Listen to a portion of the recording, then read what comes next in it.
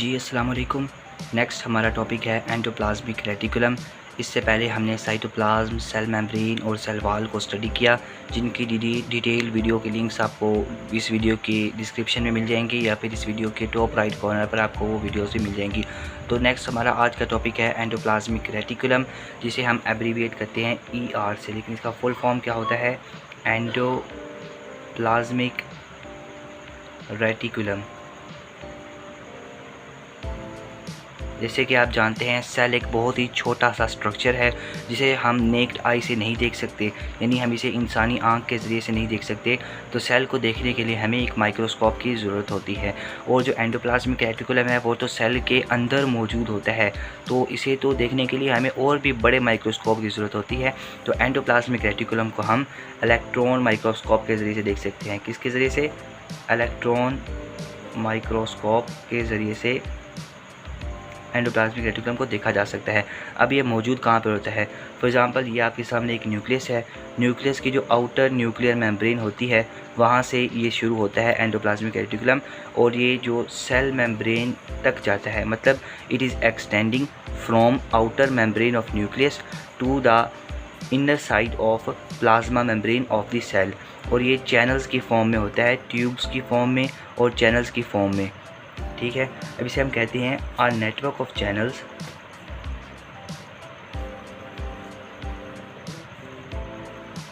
Extending from outer nuclear membrane to the plasma membrane. इस channels के अंदर, for channels क्या होते हैं? फॉर एग्जांपल, ये आपके पास एक मेम्ब्रेन, ये आपके पास एक मेम्ब्रेन, एक किस्म की ये नालियाँ होती हैं जिसके अंदर कुछ ख़ास किस्म का मटेरियल प्रेजेंट होता है, जो कि हम एंडोप्लाज्मिक रेटिकुलम के अंदर वाले मटेरियल को कहते हैं। अब इसकी जो ये चैनल्स की आउटर मेम्ब्रेन्स हैं, इन्हें हम कहते हैं सिस्टर्नी।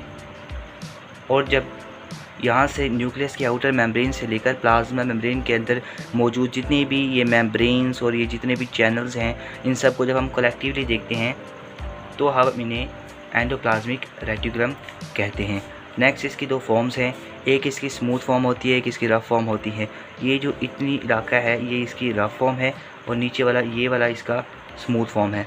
रफ़ फॉर्म क्यों है? क्योंकि इसके ऊपर राइबोसोम्स अटैच होती हैं। तो इसकी दो फॉर्म्स हैं, एक इसकी रफ़ एंडोप्लाज्मिक रेटिकुलम फॉर्म है, दूसरी इसकी स्मूथ एंडोप्लाज्मिक रेटिकुलम की फॉर्म है। रफ़ एंडोप्लाज्मिक रेटिकुलम के ऊपर हैज़ राइबोसोम्स अटैच्ड।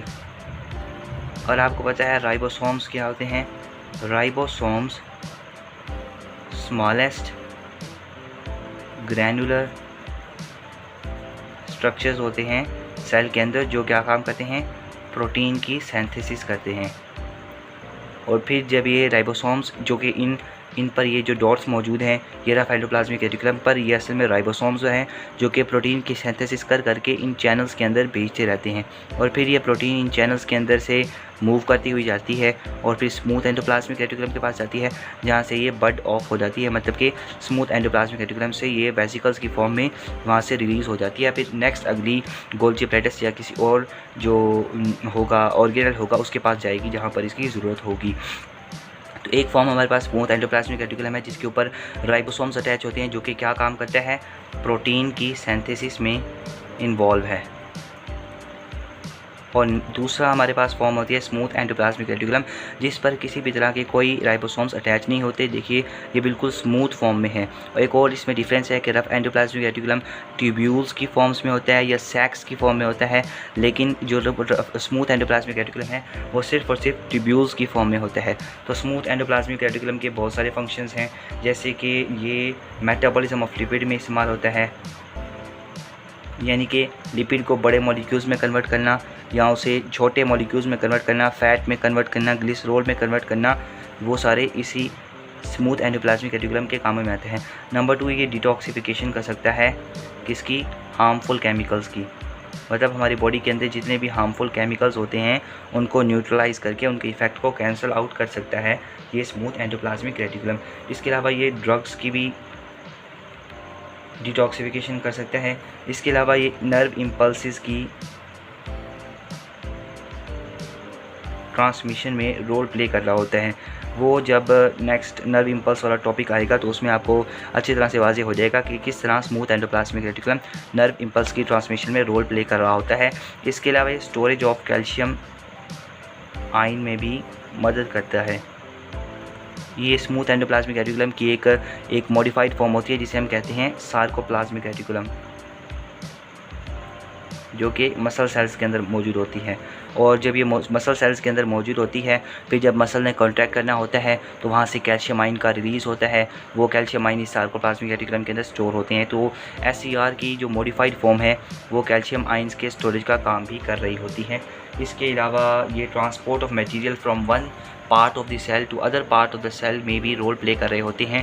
मतलब कि सेल के एक पार्ट से दूसरे पार्ट तक जब मॉलिक्यूल्स ने या मैटर ने या मटेरियल ने ट्रांसफ़र होना है वो भी इसी स्मूथ एंडोप्लाज्मिक रेटिकुलम के ज़रिए से होते हैं। क्योंकि ये स्मूथ एंडोप्लाज्मिक रेटिकुलम न्यूक्लियस से लेकर प्लाज्मा मेम्ब्रेन तक फैली हुई है, तो हम कह सकते हैं कि जो सेल का सबसे ज़्यादा वॉल्यूम है वो किसने ऑक्यूपाई किया हुआ है, वो इस एंडोप्लाज्मिक रेटिकुलम मेम्ब्रेन ने ऑक्यूपाई किया हुआ है। और नेक्स्ट हमारे पास इसका कॉमन फंक्शन, ये तो हमने इनके दो फॉर्म्स के अलग-अलग फंक्शंस पढ़े। अब एक ऐसा फंक्शन है जो कि ये दोनों फॉर्म्स मिलकर प्रोवाइड कर रही होती हैं। वो क्या है? वो जाहिर सी बात है, चूँकि ये पूरे सेल के अंदर मौजूद है तो वो उसको स्टेबिलिटी प्रोवाइड करता है और स्ट्रेंथ प्रोवाइड करता है। सेल को स्ट्रेंथ प्रोवाइड करता है जिसकी वजह से उसकी शेप मेंटेन रहती है।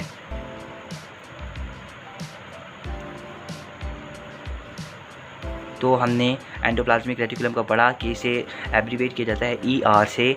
ये असल में चैनल्स हैं जो कि मेम्ब्रेन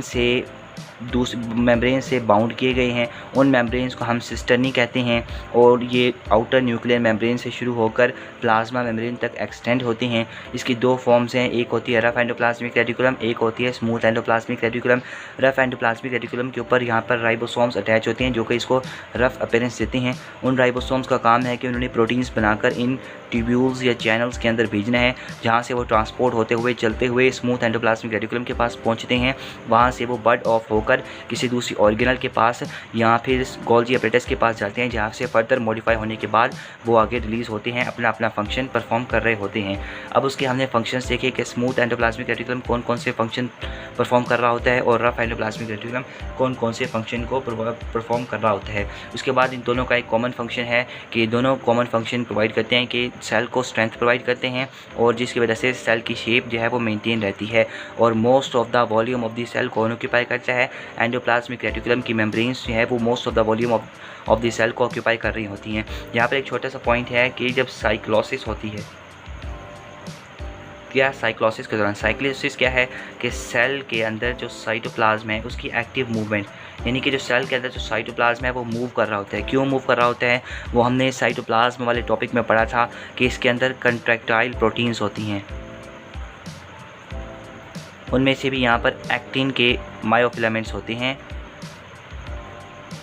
जो कि जब मूव करते हैं एनर्जी को इस्तेमाल करते हुए, जब वो इस तरह से मूव करते हैं तो उस वजह से जो साइटोप्लाज्म है वो भी अपनी जगह चेंज करता है, मतलब वो रोटेट जब ये एक्टिन फिलामेंट्स जब मूव करते हैं जिसकी वजह से साइटोप्लाज्म मूव करता है और इस साइटोप्लाज्म के एक्टिव मास मूवमेंट को हम साइक्लोसिस का नाम देते हैं। लेकिन इस साइक्लोसिस में कुछ ऑर्गेनल्स हैं वो भी मूव करते हैं। फॉर एग्ज़ाम्पल यहाँ पर जो माइटोकॉन्ड्रिया है वो मूव करता है और उस जगह पर यानी कि मुख्तलिफ दूसरी जगहों पर जाकर वहाँ पर एनर्जी प्रोवाइड करता है। लेकिन एंडोप्लाज्मिक रेटिकुलम चूँकि एक तरफ से न्यूक्लियर मेम्ब्रेन से अटैच होते हैं जबकि दूसरी तरफ प्लाज्मा मेम्ब्रेन से अटैच होते हैं, तो ये अपनी जगह चेंज नहीं करते बल्कि इनकी जगह फिक्स होती है। इस वजह से साइक्लोसिस के दौरान ये जो एंडोप्लाज्मिक रेटिकुलम है ये अपनी जगह से नहीं हिलता। तो ये एक बहुत इंपॉर्टेंट MCQ है कि साइक्लोसिस के दौरान कौन कौन से जो ऑर्गेनल्स हैं वो मूव करती हैं और कौन कौन से ऑर्गेनल्स मूव नहीं करते। तो याद रखना है माइटोकॉन्ड्रिया और जितने भी फ्रीली फ्लोटिंग जो ऑर्गेनल्स हैं साइटोप्लाज्म के अंदर वो मूव कर रहे होते हैं, लेकिन जो फिक्स्ड हैं जैसे ये एंडोप्लाज्मिक रेटिकुलम चूँकि न्यूक्लियस के साथ एक तरफ से दूसरी तरफ से प्लाज्मा मेम्ब्रेन के साथ फिक्स है तो ये मूव नहीं करता। तो डियर स्टूडेंट्स, हमारा यहाँ तक का एंडोप्लाज्मिक रेटिकुलम का आज का टॉपिक मुकम्मल हुआ। तो इससे पहले हमने साइटोप्लाज्म को, सेल वॉल को, सेल मेम्ब्रेन को और सेल को और प्रोकैरियोटिक और यूकैरियोटिक सेल के दरमियान डिफरेंसेस को स्टडी किया। होप आपको वीडियोस अच्छी लग रही होंगी और अगर आपको वीडियो अच्छी लगे तो चैनल को सब्सक्राइब करना है, लाइक करना है वीडियो को और अपने फ्रेंड्स के साथ वीडियो को शेयर भी करना है। Thank you very much. अल्लाह हाफिज़।